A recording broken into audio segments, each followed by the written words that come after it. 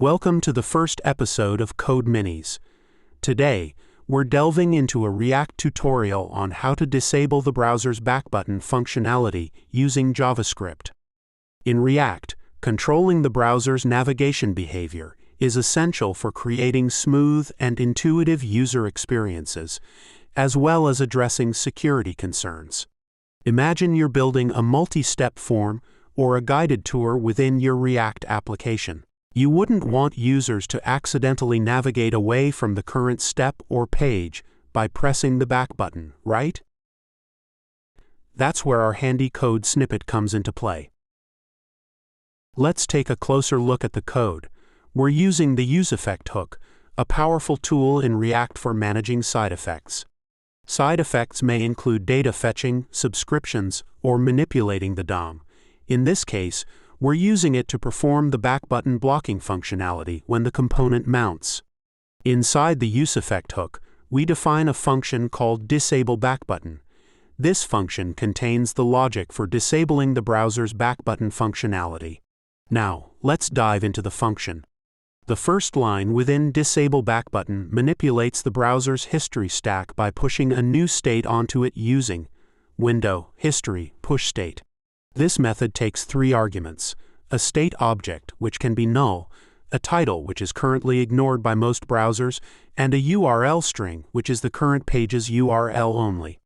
This line is used to push a new state onto the history stack with the same URL as the current page.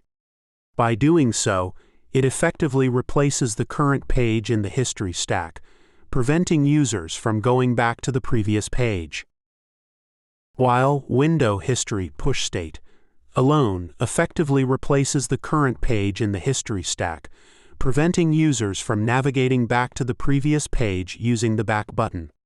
There are still scenarios where users might try to bypass this restriction, such as manually entering URLs or access pages from their browsing history or bookmarks, or right-click options to navigate back or access previous pages. To ensure that users can't bypass this restriction by manually navigating back, we override the onPopState event handler. By setting window onPopState to a function that calls window history go1, we force the browser to navigate forward whenever the user attempts to navigate back. Finally, we clean up our code by removing the custom onPopState event handler when the component unmounts. This ensures that our application remains tidy and efficient, preventing memory leaks and other potential issues.